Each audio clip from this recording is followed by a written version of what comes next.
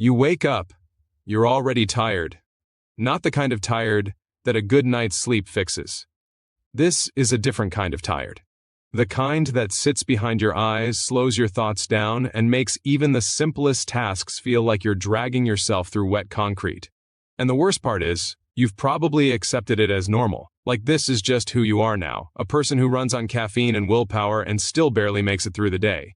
But what if I told you that the very first thing you do every single morning is the thing destroying your energy before the day even starts? Not your sleep schedule, not your stress levels, not even how much coffee you're drinking. The thing sitting on your kitchen table right now, the breakfast you've been eating your entire life believing it was helping you. Let me show you exactly what's happening inside your body. And I promise once you see this, you will never look at your morning the same way again. So here's the deal. Researchers have been studying this for decades, and the findings keep pointing to the same uncomfortable truth. The modern breakfast most people eat every single morning is physiologically designed to crash your energy, fog your brain, and leave you reaching for more food within an hour, not because you're weak, not because you lack discipline, because of what that food is actually doing inside you on a biological level that nobody ever explained to you. Think about what a typical morning looks like. You roll out of bed. Maybe you grab a bowl of cereal or toast or a granola bar or even one of those so-called healthy yogurts with the fruit on the bottom. You eat it fast because you're rushing, and for maybe 20 minutes you feel okay, fine, maybe even good. And then it hits. That slow, creeping heaviness that starts somewhere in your chest and moves up into your head. Your focus starts slipping. Simple decisions suddenly feel hard. You pour your second coffee, maybe your third, and you tell yourself you just need to wake up more. That you're not a morning person, that this is just how your body works. But none of that is true. What's actually happening is your blood sugar just spiked and crashed in real time. When you eat a breakfast high in refined carbohydrates and sugars, which is almost every popular breakfast food sold in a grocery store today, your body floods with insulin to deal with the sudden sugar surge. That insulin does its job fast, maybe too fast. And within 60 to 90 minutes, your blood sugar drops below where it was when you woke up. That drop triggers cortisol, your stress hormone. Your body reads that blood sugar dip as a threat, and it fires off the exact same alarm system it would use if you were being chased by something dangerous. That is the feeling, that anxiety behind your ribs at 10 in the morning, that irritability that comes out of nowhere, that brain fog that makes you stare at your screen for 20 minutes without actually processing anything. That is not a character flaw. That is a biochemical response to your breakfast, and the numbers are staggering. Studies suggest that the average person experiences between 2 and 4 of these blood sugar crashes every single day, each one draining your mental clarity, your emotional regulation, your physical energy, and your motivation. You are essentially starting every day already in deficit before you've done a single thing. Now here's where it gets even more personal, because I know what this actually costs you, not in some abstract health statistics way, in the real way.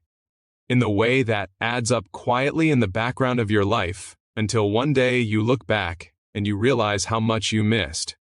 You know that feeling when you're sitting at your desk and your family is right down the hall and you cannot bring yourself to go be present with them because you are just too exhausted.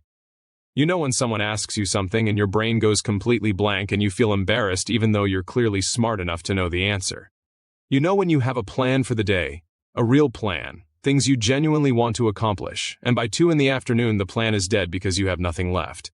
You just have this hollow, depleted feeling that no amount of snacking seems to fix. That is not your life. That is what your breakfast is doing to your life. And this is the part most people never get told.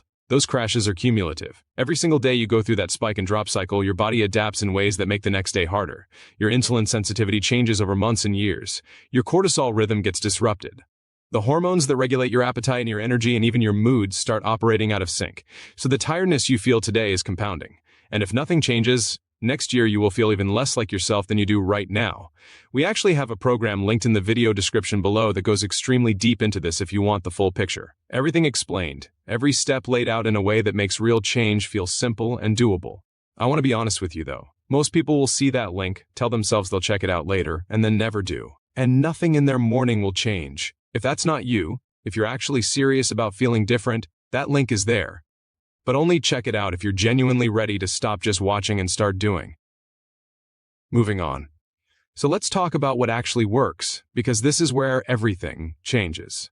The research is incredibly clear on this. When you change what you eat in the first meal of your day to prioritize protein and healthy fat over refined carbohydrates, the effect on your energy is not subtle. It is dramatic. It is the kind of change people describe as feeling like a different person.